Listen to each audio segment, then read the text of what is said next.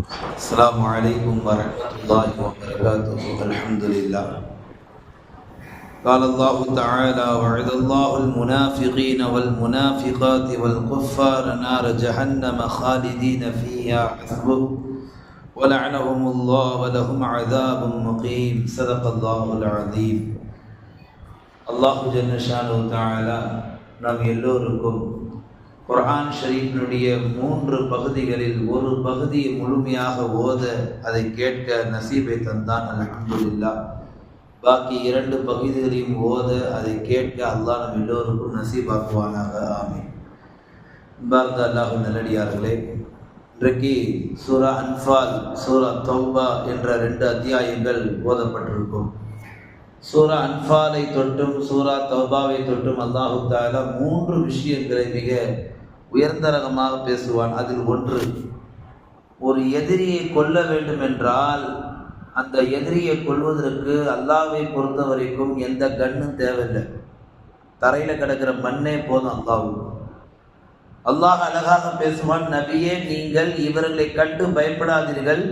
நீங்கள் கீழே குனிந்து ஒரு பிடி மண்ணை அள்ளுங்கள். நீங்கள் அல்லாஹ்வின் மீது முழு தவக்கல் வைத்தவர்களாக மண்ணை தூவி விடுங்கள். உங்களை சுற்றி இருக்கும் எல்லா எதிரிகளும் அவர்களே உங்களுக்கு வழிவிடுவார்கள். எந்த எதிரிகள் உங்களை சூழ்ந்தார்களோ அந்த எதிரிகளே அவர்கள் வழிவிடுவார்கள். எப்படிப்பட்ட நிலையில் 1000 எதிரிகளும் தங்களுடைய கண்களை கசக்கி கொண்டவர்களாக ஒவ்வொருவரும் செய்வார்கள், உங்களுக்கு வழிவிடுவதாக அல்லாஹ் குர்ஆனில் இன்றைக்கு ஓதிய வசனத்தில் பேசுகிறான். 2வது அல்லாஹ் பேசுவான்: நயவஞ்சகத்தில் யார் நிலைத்திருக்கிறார்களோ அவர்களுடைய முடிவு ஆகப்படும் மோசம் என்று அல்லாஹ் பேசுவார். சூரா தௌபா இருக்க குர்ஆன்லயே அந்த சூறாக்கு மட்டும்தான் பிஸ்மில்லாஹிர் ரஹ்மானிர் ரஹீம் கிடையாது. காரணம் என்னன்னு கேட்டீங்கன்னா, அந்த சூரா முழுக்க பாவிகளை பற்றி அல்லாஹ் தஆலா பேசுகிறார். ஒரு முனாஃபிக் எப்படிப்பட்டவன் என்ற அடிப்படை பயோடேட்டா நீங்க தேடணும்னு பார்த்தீங்கன்னா தௌபாவை தர்ஜுமா பண்ணுங்க. முழு விஷயத்தை அல்லாஹ் தெல்ல தெளிவா பேசுறான். ஒரு முனாஃபிக் எப்படிப்பட்டவன், ஒரு முனாஃபிக் எப்படி உருவாகுவான், ஒரு முனாஃபிக் எப்படி எல்லாம் மக்களுக்கு மத்தியில உலா வருவான் என்ற எல்லா விஷயத்தையும் அல்லாஹ் தஆலா டீட்டெயிலா பேசுவான். இது 2வது செய்தி. இன்றைக்கு ஓதிய அத்தியாயங்கள் 3வது மிக முக்கியமான செய்தி ஒன்று என்னன்னு கேட்டீங்கன்னா, லா தஹ்சன் இன்னல்லாஹு மஅனா, நீங்கள் கவலைப்படாதீர்கள், எல்லா காலமும் அல்லாஹ் உங்களோடு இருக்கிறான். இது மாதிரி பல்வேறு தலைப்பில் பல்வேறு செய்திகள் இன்றைக்கு ஓதிய அன்ஃபாலிலும் இன்றைக்கு ஓதிய தௌபாவிலும் அல்லாஹ் தஆலா மிக சுவாரஸ்யமாக பேசி கொண்டு வருகிறான்.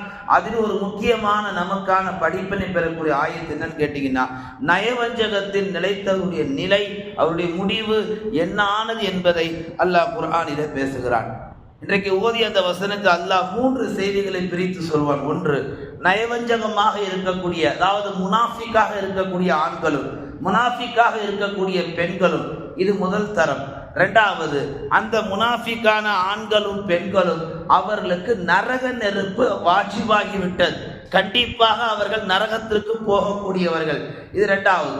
3வது அல்லாஹ் சொல்லுவான், அப்படிப்பட்ட முனாஃபிக்கான ஆண்களுக்கும் பெண்களுக்கும் அல்லாஹ் சபிக்கிறான் என்று வார்த்தை வரவில்லை, அல்லாஹு தஆலா சபித்து விட்டான் என்று அல்லாஹு தஆலா இன்றைக்கு ஓதிய வசனத்தில் பேசுவார். வலஅனஹுமுல்லாஹ், அல்லாஹ் சபித்து விட்டான்.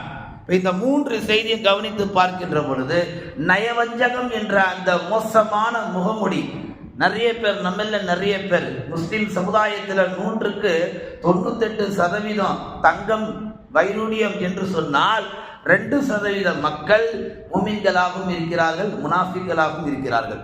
பள்ளிவாசலிலும் அந்த தன்மை வெளிப்படுகிறது. அஜர்த்த முன்னாடி அஜர்த்த அப்படி தூக்கி பேசுவாங்க. உங்க கராத்து இருக்கு, அல்லாஹு அக்பர், உங்க கராத்து கேட்டாலே அப்படியே பசியெல்லாம் மறந்து போயிட்டு எனக்கு அப்படின்னு அஜர்த்திட்ட பேசுறது. வெளியே போயிட்டு என்ன செய்யறது, இவரெல்லாம் ஒரு அஜர்த்து, இவர் கிராத்துலாம் ஒரு கிராத்து, வாந்தி வருது அப்படின்னு சொல்ற மாதிரி அஜர்த்திட்ட ஒரு பேச்சு, வெளியே போன ஒரு பேச்சு. இந்த பழக்கம் எங்கிருந்து வந்தது அல்லாஹ் கேட்கிறான். நபி சொல்லி கொடுத்தார்களா? ஷரியத்தில் சொல்லப்பட்டதா? ஷைத்தானுடைய அடிச்சுவடுகளை ஏன் நீங்கள் கையில எடுக்கிறீர்கள் என்பதை அல்லாஹ் குர்ஆனிலே கேட்கிறான். ஷைத்தானுடைய அடிச்சுவடுகளை பின்பற்றாதீர்கள், நீங்கள் போய் சேரணும் நரகம் என்று அல்லாஹ் குறிப்பிடுகிறான். இந்த நம்மள்கிட்ட இருக்கிற இந்த பழக்கம் தான் நம்ம பிள்ளைகள்கிட்டே வந்திருக்கு. நாம பெத்த பிள்ளைங்க நாம வீட்டில் இருக்கும்போது அது நல்ல ஒன்றும் தெரியாத ஊமை பாப்பா மாதிரி இருக்கும். நாம் வண்டி எடுத்துகிட்டு வெளியே வந்துட்டா அதுக்கு பண்ற சேட்டை இருக்கு பாருங்க, அல்லாஹு அக்பர். நாம வீட்டுக்கு போன உடனே இந்த பாப்பாவுக்கு பால் குடிக்குமா அப்படின்ற மாதிரி அதுகள் தங்களுடைய பிம்பங்களை மாற்றிக்கொள்கிறது, குணங்களை மாற்றிக்கொள்கிறது. இதுதான் அந்த பிள்ளையுடைய ஈமானை முற்றிலுமாக பாதிக்கிறது. பிள்ளைகளை வளர்க்கக்கூடிய பெற்றோர்கள் அவர்களுக்கு குறிப்பாக முனாஃபிக் என்ற வேடத்தினுடைய அந்த எல்லா விதமான ஆபத்துக்களை சொல்லி வளர்க்க வேண்டும். எந்த சூழ்நிலையிலும் நீ முனாஃபிக் என்ற வேடத்திற்குள் போகவே கூடாது. முனாஃபிக் அல்லாஹ் சபித்து விட்டான் என்று குர்ஆனிலே பேசுகிறான் என்ற நசியத்தோடு பிள்ளைகளை வளர்க்கப்பட வேண்டும். நிறைய பேர் அம்மா கிட்ட ஒரு முகம் காட்டுவாங்க, தாரத்துக்கிட்ட ஒரு முகம் காட்டுவாங்க. அம்மாவுக்கு மாத்திரை வாங்கி கொடுக்கும்போது நான் உனக்கு தான்மா செலவு பண்ணுறேன், இது உனக்கு புரியவே மாட்டேங்குது, ஆனால் அவருக்கு ஒன்றும் வாங்கி தர்றதில்லம்மா, நீ வேணா கூப்பிட்டு கேட்டு பாரு. அங்கே நைட்டே சொல்லிடுறது, அம்மா கேட்டால் எதுவும் வாங்கி தரலன்னு சொல்லிடு. அங்கே நைட்டு அந்த அம்மாட்ட நான் ஒன்றைத்தான் தங்கமாக நினைக்கிறேன், எங்கள் அம்மாலாம் ஒரு அம்மாவே கிடையாது, எங்கள் அம்மாவுக்கு மாத்திரே நான் வாங்கி தரதில்ல, போதுமா உனக்கு? இப்படி அம்மா கிட்ட ஒரு போடு, தாரகத்திட்ட ஒரு போடுன்னா இதற்கு பேர் என்ன? இப்படி இருக்கிறது தப்பு கிடையாது, சண்டை வராமல் இருக்கிறதுக்கு பேலன்ஸ் பண்ணுறது தப்பு கிடையாது. ஆனால் அதுவே ஒரு வாடிக்கையாக இன்றைக்கு எல்லா குடும்பங்களிலும் நாம் உண்மையாக வாழ்ந்தோம் சொன்னாலே அல்லாஹ் அதற்கான பரக்கத்தை தருவான். 11 மனைவிமார்கள் நபிகள் நாயகத்திற்கு எப்படி வாழ்ந்திருப்பாங்க யோசிச்சிருப்பாரு. ஒரே ஒரு வண்டியை நம்மளால ஓட்ட முடியல, தப்பா எடுத்துக்காதீங்க, ஒரு உதாரணத்துக்கு சொல்றேன். 11 மனைவிமார்கள் நபிகள் நாயகம் எப்படி கடந்தாங்க? இதே ரமலான் மாசம்தான் நபிகள் நாயகம் என்ன செய்கிறார்கள், ஊருக்கு போனார்கள். போன ரசூலுல்லாஹ் பிறை இரவுல ரிட்டர்ன் வர்றாங்க. வரும்பொழுது மதீனால பார்த்தீங்கன்னா ஒரே கூடாரமா அமைச்சிருக்கு, ஒரே டென்ட் போட்டிருக்கு. அபூ ஹுரைரா கூப்பிட்டு கேட்டாங்க, என்ன பள்ளிவாசல இவ்வளவு கூடாரம் இருக்கு, என்ன விசேஷம் இன்னைக்கு? நீங்க தான் எல்லாரையும் வர சொன்னீங்களாமே. அப்படின்னா யாரையும் சொல்லலையே. ஊருக்கு போகும்போது ஆயிஷா அம்மா கேட்டாங்க, இந்த மாதிரி ஊருக்கு போறீங்களா? ஆமா. நான் ஈத்திகாஃப் இருக்கலாமா? இருக்கலாம்னு சொல்லிட்டேன். நான் ஆயிஷா அம்மாவுக்கு தான் உத்தரவு கொடுத்தேன். அதுதான் எல்லா மனைவிமாருக்கும் போயிடுச்சு மெசேஜ். இந்த பொதுவாக ஒரு பெண்ணுக்கிட்ட ஒரு செய்தி சொன்னாலே போதும், மைக் சுவிட்ச் ஆன் பண்ணவே தேவையில்லை, ஊரெல்லாம் ஆட்டோமேட்டிக்காக பரவிடும். இங்கே அப்படி அவ்வளோதான் முடிஞ்சு போச்சு. அது அந்த தெரு ஃபுல்லாக அந்த ஊர் ஃபுல்லாக எல்லாம் போயிடும். இப்போ எல்லா மனைவிமார்களும் ரசூலுல்லாஹ் சொன்னதாக அன்றைக்கு மஸ்ஜித் நபவிக்கு வந்துட்டாங்க. ஒரு பெரிய குழப்பம். நமக்கு ஒரு மனைவி கிட்ட எவ்வளோ முகமுடிய கல்றோம் மாற்றோம். ரசூலுல்லாஹ் எதையும் காட்டல, எதையும் மாட்டல, ஒரே ஒரு தீர்க்கமான முடிவு எடுத்தார்கள். இப்போ நான் இங்கே ஏதாவது மாற்றி சொன்னால் நான் நயவஞ்சக தன்மைக்கு ஆளாயிட்டேன். அதனால ரசூலுல்லாஹ் சொன்ன ஒரே அழகான அற்புதமான பதில், இந்த வருஷம் நான் ஈத்திகாஃபே கிடையாது, போங்க எல்லாம் வீட்டுக்கு அப்படின்ட்டாங்க, முடிஞ்சு போச்சு. ஒன்றும் பெரிய ஹராம் கிடையாது, ஒன்றும் பெரிய தலை போற காரியம் கிடையாது, ஒரு ஷிர்க்கு கிடையாது. ஒரு அமலை செய்யும் போது குழப்பத்தோடு செய்யறதை விட அந்த அமலை செய்யாமல் இருந்துடலான்றதான் ரசூலுல்லாஹ்வுடைய எண்ணம். இந்த வருஷம் இல்லை, இன்ஷால்லா அடுத்த வருஷம் செய்யற எத்தனை அமல்கள் ரசூலுல்லாஹ் விடுபட்டு போச்சு. ஆஷ்ராங்கள் அறிவிச்சவங்க அவங்க தான், அந்த வருஷம் தான் வச்சாங்க, அது அடுத்த வருஷம் ரசூலுல்லாஹ்வுக்கு நசீபு கிடைக்கலையே. 9 வற்புன்னு சொன்னவங்களுக்கு 9 பாக்கியம் கிடைக்கலையே. இப்படி ரசூலுல்லாஹி ஸல்லல்லாஹு அலைஹி வஸல்லம் சொல்ல வருவது, அமல்கள் செய்யாவிட்டாலும் பரவாயில்லை, அமல்களின் மூலமாக ஒரு நயவஞ்சன தன்மைக்கு நான் ஆளாக விரும்பல் என்று பெருமானார் எல்லா காலகட்டத்திலும் மிக தெளிவாக வாழ்ந்திருக்கிறார்கள். இப்ப நயவஞ்சகத்தினுடைய அந்த முடிவு இருக்கு பாருங்க, படும் மோசம் என்று அல்லாஹ் இன்றைக்கு ஓதிய தௌபாவுல பல்வேறு இடங்கள்ல பேசுவான். அந்த மக்கள் நரகத்தினுடைய அடித்தட்டிலே இருப்பார்கள், அவர்கள் மீளவே முடியாது, அவருடைய நிரந்தரமான இடம் ஹாலிதீன ஃபீஹா, அவர்கள் என்றென்றைக்கும் அந்த நரகத்திலே இருப்பார் என்பதாக அல்லாஹ் குர்ஆன் இன்றைக்கு ஓதிய வசனத்திலே பேசுகிறார். நபிகள் நாயகம் ஸல்லல்லாஹு அலைஹி வஸல்லம் காலத்தில் சுபஹுடைய தொழுகை பெருமானார் ஸல்லல்லாஹு அலைஹி வஸல்லம் தொழுது முடித்த உடனே நம்ம பள்ளிவாசல்ல என்ன வளம் இருக்கும், ஒன்று அமல்கள் சிறப்பு படிப்போம், இல்லை முத்ரா ஹதீஸ் படிப்போம், இல்லை புகாரி படிப்போம். சில ஊர்கள்லாம் பார்த்தீங்கன்னா எந்திரிச்சு சுபஹுடைய பயான் செய்வாங்க.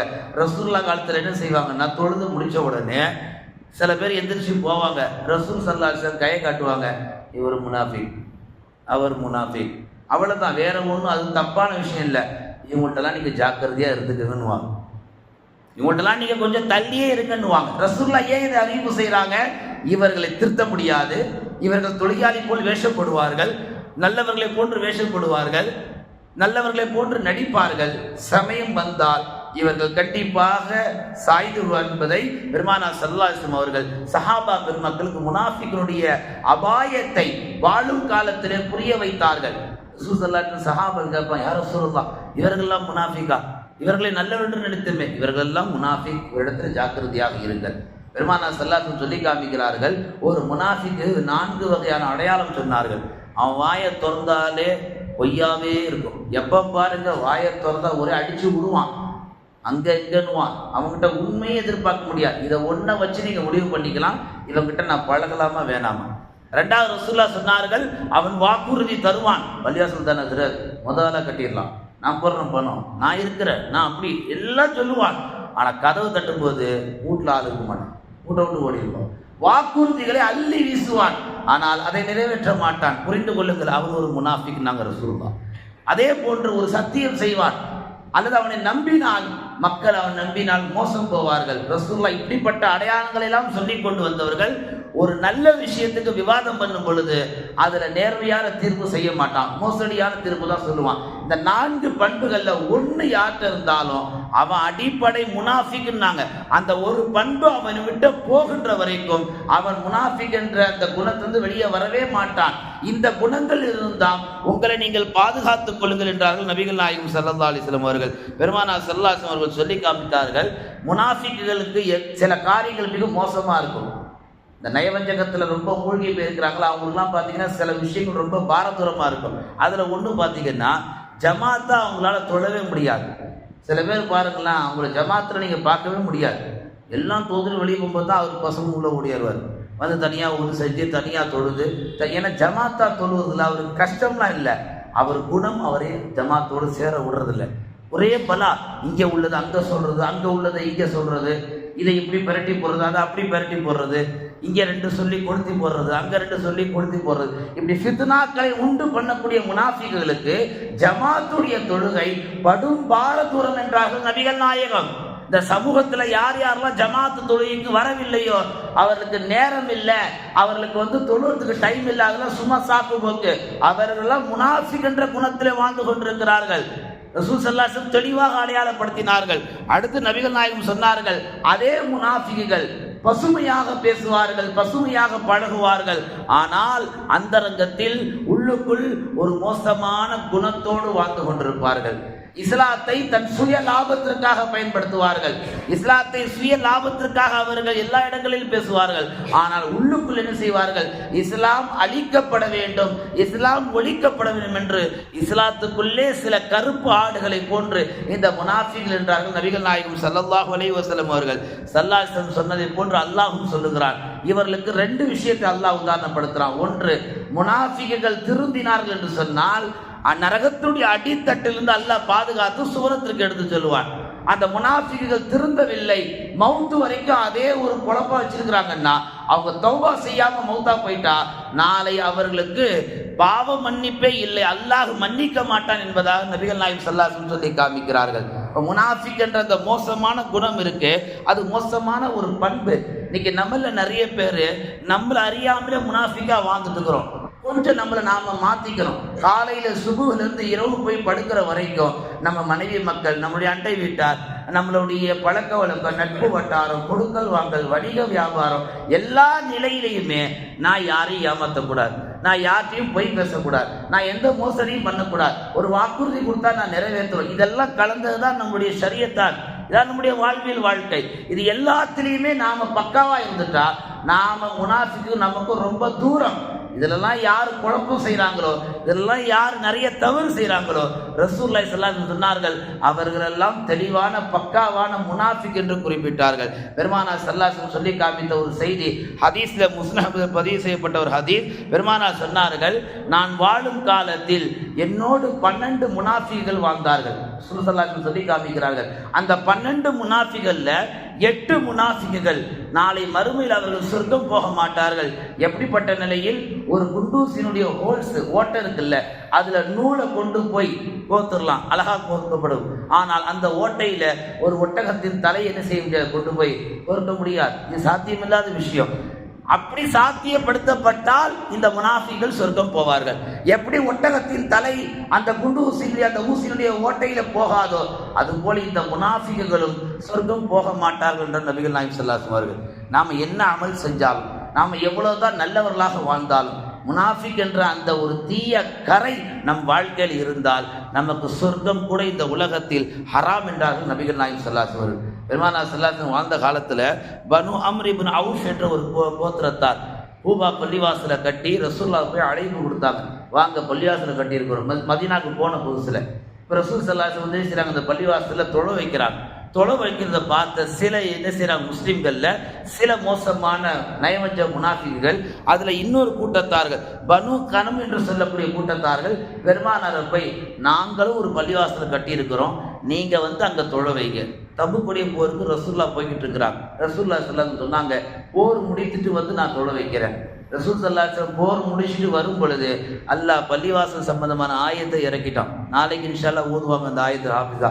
மஸ்ஜிதுல் நிரார் பள்ளிவாசல் இடையூறு தரக்கூடிய சில முனாஃபிகள் சம்பந்தமாக அல்லாஹ் ஒரு ஆயத்தை குர்ஆன்ல இறக்குறான். நபி அந்த பள்ளிக்கு நீங்க போகாதீங்க, அங்க முனாஃபிக உங்களை வர வைக்கிறாங்க, சதி செய்ய பார்க்குறாங்க, உங்களை கொள்வதற்கான சதி திட்டம் அங்கே தீட்டப்படுது, தயவு செய்து அங்கே போகாது. சரி, அல்லாஹ் தஆலா குர்ஆன்ல ஆயத்தை இறக்குறான். அடுத்த கணம் ரசூல் என்ன செய்தார்கள் தெரியுமா? பள்ளிவாசலை கட்டுங்கள் சொன்ன மார்க்கம், அதே மார்க்கத்தில் இந்த முனாஃபிக்கான பள்ளிவாசலை இடிங்கன்னு நாங்கள் நபிகள் நாயகம் ஸல்லல்லாஹு அலைஹி வஸல்லம். ஏன் அந்த அளவுக்கு முனாஃபிக்குகள் பள்ளிவாசல் விஷயத்துல கூட என்ன செய்வாங்க? அல்லாஹ் ரசூல் பார்க்க மாட்டாங்க. அவங்களுக்கு தேவை அவங்க நினைச்சதை சாதிக்கணும், அவங்க நினைச்சதை அடையணும், அவங்க நினைச்ச ஃபித்னாக்களை உண்டு பண்ணணும். முஆத் இப்னு ஜபல் ஒரு முறை என்ன செய்யறாங்க? இஷாவுடைய தொழுகையை தொழ வைக்கிறாங்க. அப்படி தொழ வைக்கும் போது பக்ரா என்ற அத்தியாயத்தை ஓதுனாங்க. அது தராபியாவுடைய நாள்லாம் கிடையாது, சாதாரண நாள் தான். பக்ரா ஓத ஆரம்பிச்ச உடனே சஃபில் நின்ற ஒரு சஹாபி என்ன பண்ணாரு? தனியா ஜமாத்தை விட்டு வெளியே வந்துட்டார். வந்து அவர் பாட்டு தொழுதுட்டு இருக்கிறார். தொழுது முடிச்சுட்டு மறுநாள் போய் ரசூலுல்லாஹ்ட்ட புகார் கொடுத்துட்டு போயிட்டார். நாங்கள்லாம் சாதாரண ஊழியர்கள், யார் ரசூலுல்லாஹ், தினம் கூலிகள். நாங்கள் ஒட்டகத்தை போய் பராமரிச்சா தான் மறுநாள் வேலைக்கு போக முடியும். ஆனால் இது முஆத் இப்னு ஜபல் பக்ரா ஓதுறார் இஷாவில், இது எப்படி யார் ரசூலுல்லாஹ்? அதனால் நான் பிறப்பட்டு தனியாக தொழுதுட்டு போயிட்டேன் அப்படின்னு முஆத் இப்னு ஜபல் மீது புகார் கொடுத்துட்டு போயிட்டார். நாம் எந்த முஆத் இப்னு ஜபலை ரொம்ப மதிப்புக்குரிய சஹாபியா மதிக்கிறோமோ அதில் எந்த மாற்றமும் கிடையாது, அவங்க சிறந்த ஜனாதிபதி தான். ஆனால் தவறு யார் செய்தாலும் ரசூலுல்லாஹ் கண்டித்தவர்களாக இருந்தால் முஆதை கூப்பிட்டாங்க. நேற்று இரவு என்ன பண்ணீங்க? இஷா தொலை வச்ச. இஷால என்ன ஓதுனீங்க? பக்ரா ஓதுனேன். உங்களை யார் அப்படி ஓத சொன்னது? ரசூலுல்லாஹ் 3 வாட்டி கேட்டாங்க, யா முஆத், ஏன் குழப்பம் பண்றீங்க? நீங்க என்ன குழப்பவாதியா? நீங்க என்ன குழப்பவாதியா? நீங்க என்ன குழப்பவாதியா? 3 முறை ரசூலுல்லாஹ் முஆத் இப்னு ஜபலை பார்த்து கடுமையாக கேட்டார்கள். அந்த 3 முறை கேட்டதுக்கு ரசூலுல்லாஹ் விளக்கம் தந்தார்கள். இஷால போய் பக்ரா ஓதுறீங்களே, இது நியாயமா? ரசூலுல்லாஹ் கேட்ட கேள்வி. பின்னால் நிற்பவர்களுடைய நிலைமைகளை விளங்கிக் கொள்ளாமல் இப்படி தொழுகை நீட்டலாமா? ரசூலுல்லாஹ் கேட்ட கேள்வி. அடுத்தவர்களை உங்கள் மீது ஒருவர் ஒரு புகார் கொடுத்தார், உடனே அவரை நீங்க முனாஃபிகின் பட்டம் சூட்டலாமா? ரசூல் ஸல்லல்லாஹு அலைஹி வஸல்லம் முஆத் இப்னு ஜபலை பார்த்து இந்த 3 கேள்விகளுக்கும் ஏன் குழப்பவாதியா இருக்கிறீங்க? இனி நீங்க தொலை வச்சீங்கன்னா சபீஸ்னு ஓதுங்க, வல்லுஹா ஓதுங்க, சூரா காஷியா ஓதுங்க, பெரிய பெரிய அத்தியாயம் உங்களுக்கு தெரியுன்றதுக்காண்டி ஓதாதீங்க. ஏன்? உங்களுக்கு பின்னால் நிற்பவர்கள் முடியாது இருப்பார்கள். ரசூல் ஸல்லல்லாஹு அலைஹி வஸல்லம் சொல்ல வருவது, அந்த சஹாபி அந்த ஜமாத்துல கலந்துக்கல, பக்ரா ஓதுற அந்த இஷாவுடைய தொழுகை கலந்துக்கல, அவர் பாட்டு தனியா தொழுதுட்டு போயிட்டார். தொலை வைத்த இமாம் எங்க ஆளை காணும் கேட்கும்போது சபையில் உள்ளவங்க சொன்னாங்க அவர் ஒரு முனாஃபிக்ட்டாங்க. அதான் ரசூல் ஸல்லல்லாஹு அலைஹி சொன்னாங்க, யாரை பற்றி உண்மை தன்மை தெரியாமல் ஒரு சபைக்கு வந்துட்டு உடனே போயிட்டார், உடனே அவர் முனாஃபிக்னு சொல்லிடாதீங்க. நிறைய நிக்கா மஜ்லிஸ்ல, நிறைய மௌத்து சபையில, நிறைய பயான் மஜ்லிஸ்கள்ல அல்லது முக்கியமான மஷ்ராக்கள்ல ஏதாவது ஒரு அவசரம் எந்திரிச்சு போவாங்க, உடனே பக்கத்துல இருக்கிறவட்ட தேய்ச்சி போறான் பாரு முனாஃபிக். நீ எதை வச்சு அவனு முனாஃபிக்னு சொல்ற? ஒன்றும் புரியல. ரசூல் ஸல்லல்லாஹு அலைஹி இதை வன்மையா கண்டிக்கிறாங்க. அப்படி சொல்வது மார்க்கத்தின் பார்வையில் தவறு. ஆனா முனாஃபிக்கினுடைய அடையாளங்கள் மூமின்கள் இடத்தில் இருந்தால் அவர்களுக்கு அல்லாஹ் சொல்லக்கூடிய தண்டனை தெரியுமா? நரகத்தினுடைய அடித்தட்டிலே அவர்கள் இருப்பார்கள். பெருமானாருக்கு வஹி எழுதக்கூடிய, காத்திபுல் வஹி எழுதக்கூடிய ஒரு சஹாபி, அந்த சஹாபி ஸைத் இப்னு சாபித் அவர்கள் பெருமானாரோடு ஒட்டி இருந்தவர்கள். ரசூல் ஸல்லல்லாஹு அலைஹி வஸல்லம் வஹி எழுதக்கூடிய பொறுப்பை அல்லாஹ் அவருக்கு தந்தார். யூத மதத்திலிருந்து வந்தவர், இஸ்லாத்தை ஏற்று வந்தார். பெருமானாருக்கு பக்கத்தில் வஹி எழுதி கொண்டிருந்தார். ஒரு காலகட்டத்தில் அவர் உள்ளத்துல என்ன வந்துச்சுன்னா, நாம ரசூலுல்லாஹ்வுக்கு வஹி எழுதுறோம், நாம ரசூலுல்லாஹ்வுக்கு பக்கத்துல உட்கார்ந்துருக்கிறோம், வஹியை எழுதுற பாக்கியத்தை அல்லாஹ் நமக்கு தந்திருக்கிறான், எவ்வளோ பெரிய பொறுப்பு அப்படின்னு உள்ளுக்குள்ள ஒரு விதமான ஒரு எண்ணம் தோன்றியது. அந்த எண்ணம் என்னன்னா, அது ஒரு பெருமை, அது ஒரு கிபர். ரசூல் ஸல்லல்லாஹு அலைஹி வஸல்லம் தெரியாது. அந்த சஹாபி என்ன பண்ணாரு? எழுதிட்டு இருந்த கொஞ்ச நாள்லயே ரசூலுல்லாஹ் அம்போன்னு விட்டுட்டு, வஹி எழுததை விட்டுட்டு, எந்த மார்க்கத்தின் வழியாக வந்தாரோ அதே மார்க்கத்தின் வழிக்கு திரும்ப போயிட்டார். அங்க போய் யூத மதத்துல ரசூலுல்லாஹ் பற்றி அவதூறு சொல்றது, ரசூலுல்லாஹ் பற்றி தப்பா பேசுறது, வஹியுடைய செய்திகளை மாத்தி சொல்றது, இப்படியுமா இருந்தால் இது ரசூலுல்லாஹ்வுக்கு தெரிஞ்சிருச்சு. திரும்ப என்ன செய்யறாரு? மறுபடியும் ரசூல் ஸல்லல்லாஹு அலைஹி வஸல்லம் சந்திக்க மறுபடியும் இஸ்லாத்துல நுழைகிறாரு.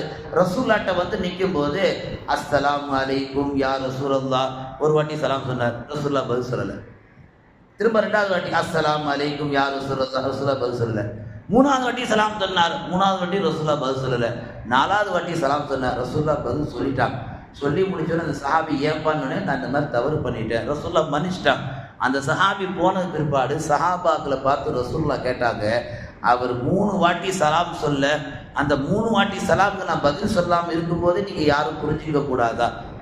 என்ன சொல்றீங்க யார் ரசூல்லா? வந்த ஒரு பெரிய முனாஃபிக்கு நாங்கள் ரசூல் ஸல்லல்லாஹு என்னோடு எனக்கு பக்கத்தில் உட்கார்ந்து அல்லாஹ்வுக்கும் எனக்கும் வரக்கூடிய வஹி எழுதக்கூடிய ஒரு பொறுப்பை அவருக்கு நியமிக்கப்பட்டு அதுல நேர்மையா இல்லாம, அதுல ஒழுக்கமா இல்லாம, அவர் வந்த வழியை திரும்ப போய் இந்த இஸ்லாத்தை ஃபித்ரா பண்ணிட்டு இருந்தாரு. வந்தவர் திரும்ப வந்தார், இதை பயன்படுத்தி அவர் தலையை நீங்க துண்டிச்சிருக்க கூடாதா? ரசூலுல்லாஹ் சஹாபாக்களை பார்த்து கேட்டாங்க. சஹாபாக்களை கேட்டாங்க, நீங்க ஒரு ஜாடை செஞ்சுக்கலாமே யார் ரசூலுல்லாஹ்? அப்பதான் நபி சொன்னாங்க, நபிமார்கள் கஞ்சாடை செய்து எந்த காரியமும் செய்ய மாட்டாங்க. நம்மள நிறைய பேர் கண்ணாலே பேசிப்பாங்க. சப்பில் ஒரு ஆள் இல்லைன்னா அப்படியே இஸ்ராயல் பாருங்க அப்படின்வாங்க. அது என்ன ஒன்றும் புரியல. அந்த மாதிரி செய்வது தவறு, செய்யக்கூடாது. அது அதிகாரம் பண்ற மாதிரி, அடக்குமுறை பண்ற மாதிரி. ரசூலுல்லாஹ் சொன்னாங்க, நபிமார்கள் கஞ்சாடை செய்ய மாட்டார்களே. ரசூல் ஸல்லல்லாஹு அலைஹி வஸல்லம் சொல்ல வருவது, ஒரு முனாஃபிக் நம்மை விட்டு போயிட்டாலும் பரவாயில்லை, திரும்ப நம்ம கிட்ட வந்தான்னா அவனை விட்டு நாம் தள்ளி இருக்க வேண்டும். ஆனா ரசூலுல்லாஹ் அன்னைக்கு சொன்னது என்ன? அவன் தலையை நீங்க எடுத்திருக்க கூடாதா?